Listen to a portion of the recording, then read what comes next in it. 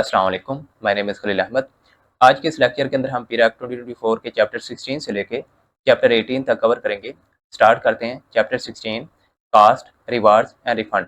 ये वैसे तमाम चीज़ें हम प्रीवियस डिफरेंट चैप्टर्स के अंदर कवर कर चुके हैं, लेकिन यहाँ पे अगेन इनको चैप्टर 16 के अंदर डिटेल के साथ ऐड किया गया है। जैसे यहाँ पे देखें सेक्शन 64 कास्ट ऑफ एनफोर्समेंट। हमने कास्ट ऑफ एनफोर्समेंट को डिटेल के साथ कवर किया था कि इसकी रिपोर्ट कौन तैयार करता है, फिर इस रिपोर्ट की चेकिंग और इसकी वेरिफिकेशन कौन करता है, फिर इसकी फाइनल जो अप्रूवल है वो कौन करता है। तो यहाँ पे मैं आपको अगेन एक ओवरव्यू दे देता हूँ। कास्ट ऑफ एनफोर्समेंट बेसिकली पीरा डिपार्टमेंट की तरफ से किसी पब्लिक न्यूइसेंस को या इंक्रोचमेंट को ख़त्म करने के लिए उसके ऊपर जो स्पेंडिंग आती है उसको कास्ट ऑफ एनफोर्समेंट कहा जाता है। तो इसकी रिपोर्ट कौन तैयार करता है? एनफोर्समेंट ऑफिसर, जो कि ऑन फील्ड ड्यूटी जो ऑफिसर होता है, एनफोर्समेंट ऑफिसर जिसका 14 स्केल होता है, वो इसकी रिपोर्ट तैयार करता है कि इसके ऊपर जो है कितनी स्पेंडिंग आई है, कितनी कास्ट आई है। इंक्रोचमेंट या पब्लिक न्यूइसेंस डिफरेंट तरह की हो सकती है। तो इस रिपोर्ट के अंदर दो तरह के एलिमेंट्स फिर ऐड किए जाते हैं कि उसके ऊपर कास्ट कितनी इंकर हुई है। इंकर मीन स्पेंडिंग। एक तो ये चीज़ इस रिपोर्ट के अंदर मेंशन होगी। दूसरी चीज़ रीजंस, मीन के ये जो कास्ट के इंकरिंग है उसकी रीजंस क्या है। लेट्स से वो जो इंक्रोचमेंट है किसी रोड के ऊपर बनी हुई थी, काफ़ी बड़ी बिल्डिंग है, तो उसको गिराने के लिए हैवी मशीनरी क्रेन्स का यूज़ होगा। तो वो क्या होंगी? रीजंस होंगी। मीन के इन तमाम की वजह से वो कास्ट आई है। मीन के वाई का आंसर भी इसके अंदर होगा कि क्यों कास्ट आई है, तो और कितनी कास्ट आई है। हाउ मच का आंसर भी होगा और वाई का आंसर भी होगा। इस रिपोर्ट के अंदर ये रिपोर्ट कौन तैयार करेगा? ईओ। ठीक है, फिर इस एनफोर्समेंट ऑफिसर की जो रिपोर्ट होगी इसको वेरीफाई कौन करेगा, इसको चेक कौन करेगा? जो सर्टिफाई करने वाला ऑफिसर है उसको कहेंगे एसडीईओ। ये हम सारी चीज़ें पहले कवर कर चुके हैं। जब एसडीओ इसको कंफर्म कर देगा फिर ये जाएगी हियरिंग ऑफिसर के पास। हियरिंग ऑफिसर जो है इस रिपोर्ट को अप्रूव करेगा। वो इसको जो है डिसअप्रूव भी कर सकता है, ये इसके अंदर चेंजेस भी कर सकता है, लेकिन इसको अप्रूव करने से पहले वो अफेंडर को एक मौका देगा कि वो अपनी रिप्रेजेंटेशन देना चाहे, अपनी सफाई में कुछ कहना चाहे तो वो कर सकता है। अगर वो जो है रिप्रेजेंटेशन फेल हो जाए या वो रिप्रेजेंटेशन ना दे तो फिर एनफोर्समेंट ऑफिसर जो है उस कास्ट को रिकवर करने का पाबंद होगा। मीन की उसकी ड्यूटी होगी। किससे रिकवर करेगा? अफेंडर से। If the offender doesn't pay, the cost will be recovered through the auction sale of the confiscated goods or article। Mean के रेड के दौरान जो है वहाँ पे कुछ आर्टिकल्स या गुड्स को, मीन के वहाँ पे कोई गाड़ियाँ खड़ी थी उनको कब्जे में लिया गया, तो उनको बेच के जो है फिर वो कास्ट रिकवर की जाएगी। ये सारी चीज़ें जो है मैं ऑलरेडी आपको मिसाल के साथ समझा चुका हूँ। अगर वो लेक्चर आपने नहीं देखे तो वो लाजमी देखें, क्योंकि अगर मैं यहाँ पे वो एक्सप्लेन करूँगा तो वो लेक्चर लेंथी हो जाता है फिर। अगर उस जो आर्टिकल्स हैं, जो कन्फिस्केटेड आइटम्स हैं, उनके बेचने के बावजूद भी कास्ट ऑफ एनफोर्समेंट पूरी ना हो तो फिर उसको कैसे रिकवर करते हैं? Arrears of land revenue. जिस तरह एरियर्स कहते हैं बकाया जात। जिस तरह लैंड रेवेन्यू के बकाया जात को रिकवर करने का प्रोसेस है, उस प्रोसेस के ज़रिए जो है फिर कास्ट ऑफ एनफोर्समेंट को पूरा किया जाएगा। मीन कि उसके पास कोई ज़मीन है या दुकान है, उसको बेच के फिर पूरा किया जाएगा। जो गवर्नमेंट की कास्ट होती है, जो गवर्नमेंट की मतलब कह दें, आप ऐसे समझें कि जो गवर्नमेंट का जो बिल होता है उसका चाहे 1 रुपये भी हो, गवर्नमेंट आपको माफ़ नहीं करती, वो उसने रिकवर करना होता है किसी भी सूरत में। उसके बाद देखें सेक्शन 65 कास्ट ऑफ इन्वेस्टिगेशन। ये पहली दफ़ा यहाँ पे यूज़ हुई है। पहले हम जो है वो कास्ट ऑफ एनफोर्समेंट पढ़ते हैं काफ़ी चैप्टर्स के अंदर, लेकिन यहाँ पे देखें कास्ट ऑफ इन्वेस्टिगेशन। तो ये एक डिफरेंट तरह की कास्ट है, तो यहाँ से क्वेश्चन बन सकता है। तो इस कास्ट को कौन रिकवर करेगा? यहाँ पे देखें इन्वेस्टिगेशन ऑफिसर। ये भी यहाँ पे पहली दफ़ा आया। पहले जितने भी हम ऊपर चैप्टर पढ़ते हैं उसमें ईओ होता था, यहाँ पे आईओ है। तो इसका स्केल होता है 11। ये इन्वेस्टिगेशन कास्ट रिकवर करेगा। इन्वेस्टिगेशन कास्ट में अब क्या हो सकता है? इसकी यहाँ पे उसने एक्सप्लेनेशन नहीं दी, रूल्स के अंदर भी इतनी नहीं है। तो वैसे मैं हम अज्यूम कर लेते हैं इन्वेस्टिगेशन कास्ट में क्या क्या इन्वेस्टिगेशन हो सकती है। लेट्स से कोई फेक मेडिसिन को पकड़ा गया है। अब उसकी इन्वेस्टिगेशन होगी ना कि क्या वो मेडिसिन ठीक है नहीं है, किसी डिपार्टमेंट को भेजा जाएगा, उसका फोरेंसिक होगा, या फिर कोर्ट की तरफ से कुछ कहा जाता है कि केस चलता है तो कोर्ट कहती है कि आप इसकी इन्वेस्टिगेशन कराएं। तो उसके ऊपर जो कास्ट आएगी वो कास्ट भी उस अफेंडर से वसूल की जाएगी। अगर वो केस फेल हो जाता है, मीन के उसकी रिप्रेजेंटेशन जो है वो फेल हो जाती है, वो उसमें कामयाब नहीं होता। हाँ, अगर वो केस जीत जाता है तो फिर तो ज़ाहिर है वो जो फाइन है, जितना भी हमने पढ़ा है कि वो सारा का सारा फिर अफेंडर को वापस कर दिया जाएगा। उस सेंस में हम उसको अफेंडर तो नहीं कह सकते ना, फिर हम उसको अग्रीव्ड पर्सन कहेंगे। लेकिन इम्पोर्टेंट जो बात यहाँ पे ये है कि investigation officer may recover investigation cost. Investigation जो कास्ट है वो कौन रिकवर करेगा? Investigation officer. ये इंपॉर्टेंट है, यहाँ से एक एमसीक्यू बन सकता है। उसके बाद देखें सेक्शन 66 रिवार्ड फॉर एम्प्लॉयज़। इसमें सेम रिवार्ड जिस तरह पुलिस अफसरान या उनके जो सिपाही होते हैं, अगर वो ड्यूटी के दौरान अच्छा परफॉर्म करते हैं तो उनको जो है मेरिटोरियस सर्विस दी जाती है। अगर वो ड्यूटी के दौरान कोई अच्छा काम करते हैं, जैसे फॉर एग्जांपल कोई इन्फोर्समेंट ऑफिसर जो है वो रेड करता है, फिर पब्लिक न्यूसेंस को या इंक्रोचमेंट को ख़त्म करता है, तो उसकी अचीवमेंट है उनको रिवार्ड दिया जा सकता है। इसी तरह सब सेक्शन 2 देखें, if an employ suffer loss of health, mean उसको इंजरी हो जाती है तो फिर उसको कंपनसेशन अमाउंट दी जाएगी। अगर उसकी डेथ हो जाती है, लॉस ऑफ लाइफ हो जाता है, तो फिर ज़हर उसको तो नहीं दिया जा सकता ना, फिर उसकी फैमिली को सपोर्ट किया जाएगा विद कंपनसेशन अमाउंट। सेम उसी तरह जैसे पुलिस और आर्मी में सिस्टम मौजूद है, उसी तरह इनको भी दिया जाएगा। Section 67 Refund of fine. If representation or appeal is successful, the hearing officer shall refund the fine deposited. अब रिप्रेजेंटेशन जो है वो किसके पास जाती है? हेयरिंग ऑफिसर के पास। वही जो है वो फाइन लगाता है कि इसको जो फाइन है, let's say sorry enforcement officer उसने कहा कि जो इसको फाइन लगाना है 50,000 का, और हेयरिंग ऑफिसर उसको कंफर्म कर देता है। तो हियरिंग ऑफिसर जो है उसको मतलब उसके ऑर्डर पे जो है फिर उसको जो ट्रेजरी होती है, गवर्नमेंट की ट्रेजरी, बैंक वगैरह, वहाँ पे उसको डिपॉजिट किया जाता है। अगर जो ऑफेंडर है वो केस जीत जाता है, मीन उस सेंस में हम उसको अग्रीव्ड पर्सन कहेंगे ना, तो फिर हियरिंग ऑफिसर जो है उसने जितना उसको फाइन इम्पोज किया था वो सारा का सारा उसको वापस किया जाएगा। Section 67 rent of state property. State property mean की जो स्टेट की प्रॉपर्टी है, जो मालियत में होती है, ज़मीनें वगैरह, वो सारी स्टेट प्रॉपर्टी में आएंगी। सब सेक्शन 1 देखें, apart from other cost and penalties. यहाँ पे देखें अपार्ट मीन के उसके अलावा, the hearing officer shall decide rent against illegal occupiers based on reports by the sub divisional enforcement officer.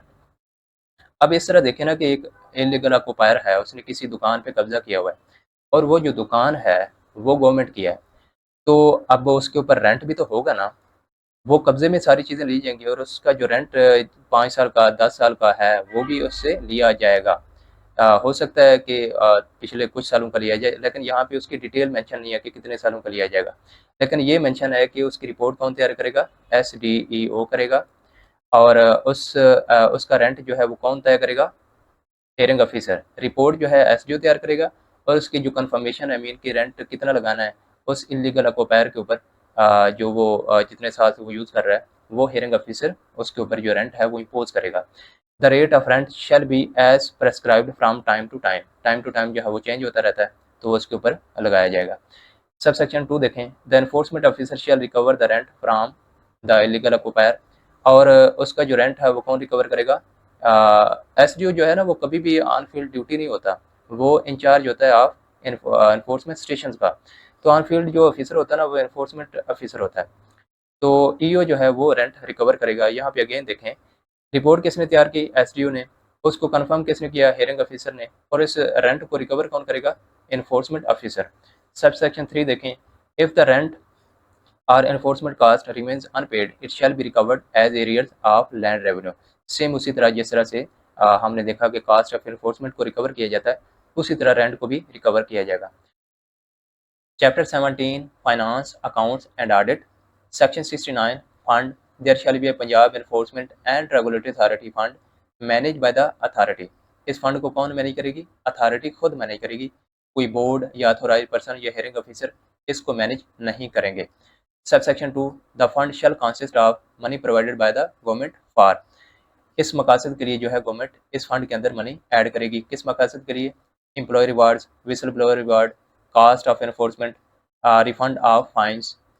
उसके अलावा welfare initiatives and other ancillary cost approved by the authority. अगर authority की तरफ से कोई मजीद कास्ट के लिए जो है वो कहा जाता है, एंसिलरी कहते हैं एडिशन, एक्स्ट्रा कोई और कास्ट, तो वो भी गवर्नमेंट जो है प्रोवाइड कर सकती है। उसके बाद देखें class B, any other recipient approved by the government. इसके अलावा गवर्नमेंट जो है मजीद कोई अप्रूवल देना चाहे, कोई मजीद अथॉरिटी को जो है टास्क देना चाहे, तो ज़ाहिर है उसके लिए भी मजीद जो है वो मनी चाहिए होगी, तो वो भी गवर्नमेंट दे सकती है। Subsection 3. The fund shall be maintained in the prescribed form and manner. Subsection 4. No money may be drawn by any officer without prior approval of the authority. हमने देखा कि फंड की मैनेजमेंट अथॉरिटी के control में है। अगर किसी officer ने फंड से कुछ अमाउंट विदड्रा करनी है तो वो अथॉरिटी से पहले अप्रूवल लेगा। Subsection 5. The authority may authorize the hearing officer to withdraw and disburse the amount. Authority जो है हियरिंग ऑफिसर को ये पावर दे सकती है कि वो फंड से अमाउंट विदड्रा कर सकता है और उसको डिसबर्स कर सकता है। Disburse mean to pay out. किसके लिए? For employ rewards, whistle blower rewards, advances of enforcement cost, refund of fine for successful representation और appeal, welfare initiatives, other ancillary cost permitted by the authority. इन तमाम के लिए जो है वो अथॉरिटी इनको ये पावर दे सकती है कि वो फंड से अमाउंट जो है विड्रा कर सकता है और उसको डिसबर्स कर सकता है। कौन? Hearing officer. Subsection 6. If the authority has a revenue deficit, the government shall provide funds from its revenue or other sources. Deficit mean कमी हो जाना। Let's say अगर अथॉरिटी का ये टारगेट है कि उसका रेवेन्यू 2 करोड़ है, तो लेकिन उसका रेवेन्यू जो जनरेट होता है वो 1 करोड़ होता है, तो मीन डेफिसिट कितना हुआ? 1 करोड़ का। वो कौन पूरा करेगा? गवर्नमेंट पूरा करेगी फ्रॉम इट्स रेवेन्यू और अदर सोर्सेज। उसके बाद देखें section 70 accounts. The authority shall maintain proper records of income, expenditure, asset and liabilities in the prescribed form. ये कौन कंट्रोल करेगा? अथॉरिटी खुद कंट्रोल करेगी कि ये काम जो है उसका है कि वो इसको मेंटेन रखेगी। Section 71 budget. The authority through its authorized officer shall prepare a budget for the next financial year including estimated recipients and expenditures of the authority and enforcement station. हमारा फाइनेंशियल ईयर 30 जून को ख़त्म होता है ना, और first financial year जो है 1 जुलाई को स्टार्ट होता है। तो ये जो अथॉरिटी है नेक्स्ट फाइनेंशियल ईयर का बजट तैयार करेगी और किन किन चीज़ों को देखा जाएगा? एक तो एस्टिमेटेड रेसिपिएंट्स को देखा जाएगा और एक्सपेंडिचर्स मीन के जो खर्च आता है किसके ऊपर? अथॉरिटी के ऊपर और इन्फोर्समेंट स्टेशन के ऊपर।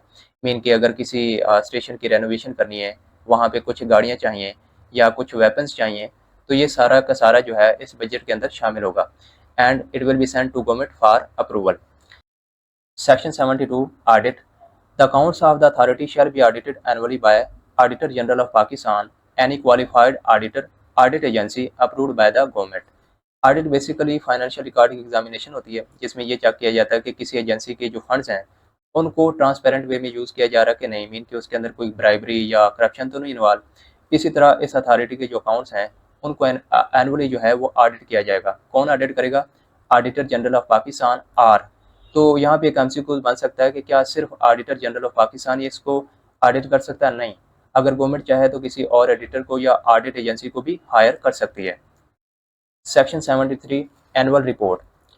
With in 3 months of the end of the financial year the authority shall submit an annual performance report to the government. कितने टाइम बाद फाइनेंशियल ईयर हमारा कब खत्म होता है? 30 जून को।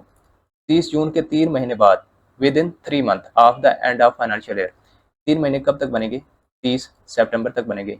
इस ड्यूरेशन के अंदर अंदर जो है वो अथॉरिटी ने एक एनुअल परफॉर्मेंस रिपोर्ट जो है वो तैयार करनी है और किसको देनी है? गवर्नमेंट को। द गवर्नमेंट शैल ले the report before the provincial assembly with in 90 days of recipient. Mean कि फिर गवर्नमेंट भी मजीद 3 महीने के अंदर अंदर जो है वो प्रोविंशियल असेंबली के सामने वो रिपोर्ट रखेगी। फिर प्रोविंशियल असेंबली के अंदर जो है उसकी डिबेट होती है, आपको बताइए वो सारा सिस्टम। तो इस रिपोर्ट के अंदर क्या होगा? यहाँ पे देखें, statement of accounts and audited reports, comprehensive statement of work and activities mean के जो इदारा है वो किस तरह से काम कर रहा है। Any other matter prescribed or considered appropriate by the authority. अगर अथॉरिटी मजीद कुछ चाहे कि इसके अंदर ऐड किया जाना चाहिए तो वो भी मैटर उसके अंदर ऐड किया जा सकता है। Chapter 18 miscellaneous. हर एक्ट का जो लास्ट चैप्टर होता है वो मिसलिनियस के ऊपर होता है। मीन के ऐसे तमाम प्रोविजन या सेक्शंस जो किसी चैप्टर के साथ मैच नहीं हो रहे होते उनको आखिर पे ऐड कर दिया जाता है। तो यहाँ पे देखें section 74 delegation of power. The authority may by order delegate its power or function to. किन किन को ये पावर दी जा सकती है? यहाँ पे देखें द बोर्ड जो डिस्ट्रिक्ट लेवल पे होता है, any other government body, agency or committee.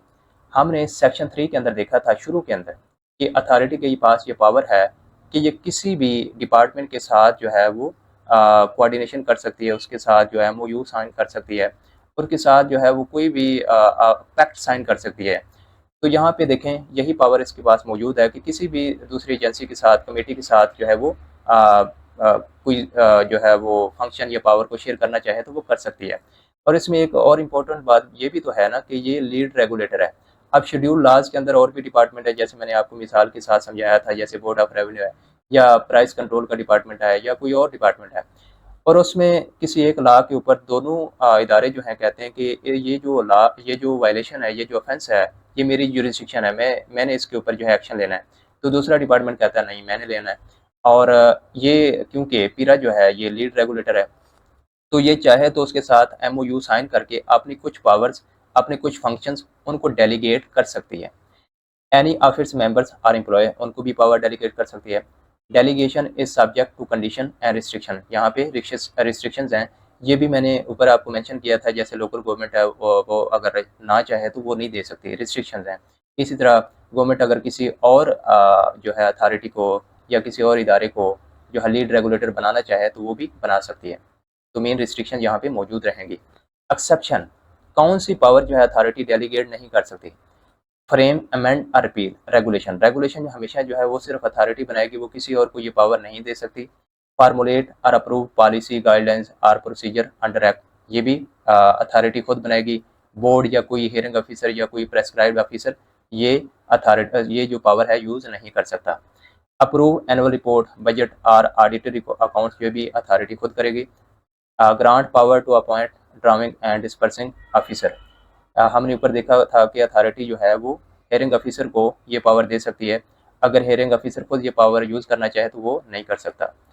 Make decisions on audit reports, determine terms and conditions of services of employees. Constitute mean क्या एस्टेब्लिश कर सकती है a committee of the authority और फिर कमेटी वैकेंसीज। तो ये जो पावर है सारी की सारी ये डेलीगेट नहीं की जा सकती। यहाँ पे देखें एक्सेप्शन लिखा हुआ है, तो आपने ये नहीं समझना कि ये भी की जा सकती है, नो दे कांट। ठीक हो गया। नेक्स्ट देखें section 75, public servant. All persons acting under the act shall be deemed public servant under section 21 of the Pakistan penal code 1860।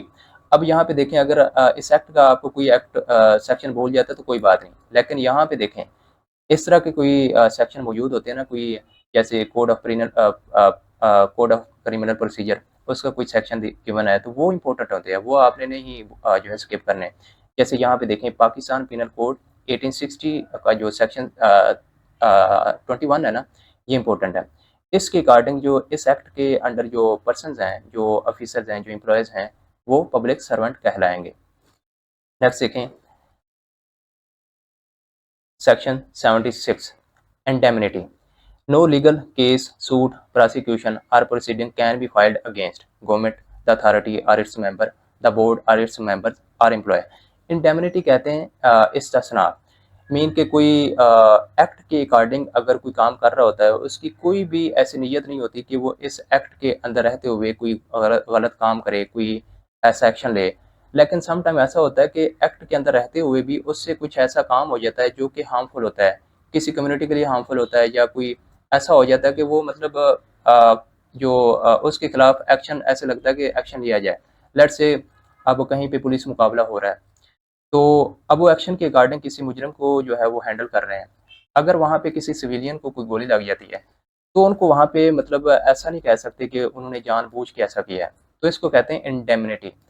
अगर कोई यहाँ पे सारे एम्प्लॉयज़ ऑफिसर जो हैं एक्ट के अकॉर्डिंग काम कर रहे हैं, गुड फेथ के साथ काम कर रहे हैं, तो उनको इंडेमनिटी होगी। किन किन को? गवर्नमेंट को, अथॉरिटी और इट्स मेंबर्स, बोर्ड और इट्स मेंबर और एम्प्लॉयज़। कंडीशन ये है कि वो सिर्फ इस एक्ट रूल्स और रेगुलेशन के अकॉर्डिंग गुड फेथ के साथ काम करें।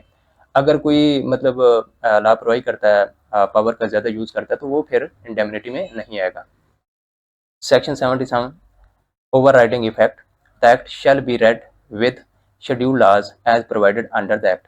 इस एक्ट को शेड्यूल लाज के साथ रीड किया जाएगा, पढ़ा जाएगा, मीन के डील किया जाएगा। If any other law conflicts act shall prevail, ये हम सारा पढ़ चुके हैं कि ये जो अथॉरिटी है और ये जो एक्ट है ये सुपरसीड कर जाता है, ये प्रिवेल कर जाता है अगर कोई भी लॉ या एक्ट जो है इसके साथ कॉन्फ्लिक्ट में आए। In case of conflict, inconsistency between the act और any other law, the act prevails to that extent. इसमें भी सेम वैसी बात की गई है। Any order under the act overrides inconsistent provided of other laws in instrument, यहाँ पे आर्डर है।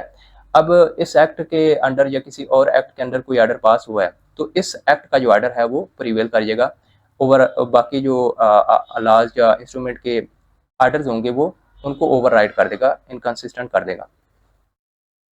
Section 79 power to make rules, the government may by notification in the official gazette make rules of the purposes of the act. ये भी मैं कई दफ़ा आपको बता चुका हूँ कि इस एक्ट का जो मतलब इस एक्ट के अकॉर्डिंग जो रूल्स है वो सिर्फ गवर्नमेंट बना सकती है, जबकि रेगुलेशन जो है वो जो पीरा डिपार्टमेंट है, जो अथॉरिटी है वो बना सकती है। तो यही बात यहाँ पे मेंशन है, the authority may frame regulation necessary to carry out the purposes of the act, the government may direct the authority to modify और ओमिट एनी रेगुलेशन। हाँ, गवर्नमेंट जो है उनको ये डायरेक्शन दे सकती है कि अगर आपने कोई रेगुलेशन बनाई है वो इस एक्ट या रूल्स के थोड़ा बहुत मतलब रिपग्नेंट है, इनके खिलाफ है, रिपग्नेंट कहते हैं थोड़ा सा डेविएट है, तो उनको सजेस्ट कर सकते हैं कि आप इसको मॉडिफाई करें या इसको ओमिट कर दें।